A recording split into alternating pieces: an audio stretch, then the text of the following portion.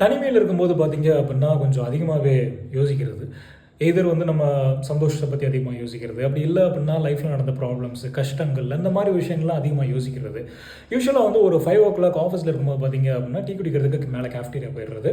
Cafeteria வந்து top most floor. அங்கருந்து பார்த்தோம் அப்படின்னா, என்டையர் சிட்டி வியூ பயங்கர கிளியரா நல்லா தெரியும். நான் உட்காந்துருக்க இடத்துல ஆப்போசிட்ல பார்த்தீங்க அப்படின்னா, ஒரு கன்ஸ்ட்ரக்ஷன் பில்டிங் போயிட்டுருக்கு.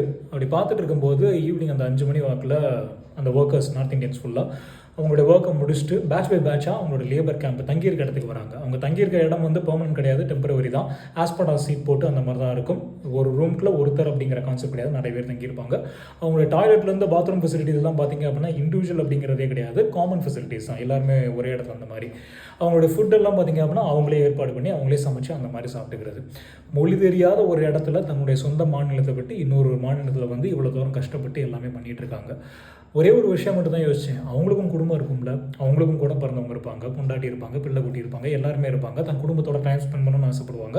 வெளியில் போகணும், சந்தோஷமாக இருக்கணும் அப்படிங்கிறதெல்லாம் ஆசைப்படுவாங்க. ஆனால் இவ்வளோ தூரம் எல்லாமே கஷ்டப்படுறது எதுக்காக அப்படின்னா, அந்த ஒரு குடும்பத்துக்காக. என்னைக்காச்சும் ஒரு நாள் நம்மளுடைய லைஃப் மாறும் அப்படிங்கிற அந்த ஒரு நம்பிக்கை மட்டும்தான். அவங்களுக்கு கூட இருக்கிறது, துணையாக இருக்கிறது அவங்களுடைய உழைப்பு மட்டும்தான். எனக்கு இதை சினாரியோ அப்படியே பார்த்துட்டு இருக்கும்போது ஒரே ஒரு வரிகள் மட்டும்தான் ஞாபகத்தில் வந்துச்சு. வாழ்க்கை என்றால் 1000 இருக்கும், வாசல் தோறும் வேதனை இருக்கும், வந்த துன்பம் எதுவென்றாலும் வாடி நின்றால் ஓடுவதில்லை, உனக்கும் கீழே உள்ளவர் கோடி, நினைத்து பார்த்து நிம்மதி தேடு அப்படிங்கிறது தான். அவங்க படுற கஷ்டத்துக்கு முன்னாடிலாம் நம்ம படுற கஷ்டம் ஒன்றுமே கிடையாது அப்படிங்கிறதான் என் மைண்டில் ஓடிட்டு இருந்துச்சு. எதையும் தாங்கும் இதயம் இருந்தால் இறுதி வரைக்கும் அமைதி இருக்கும்.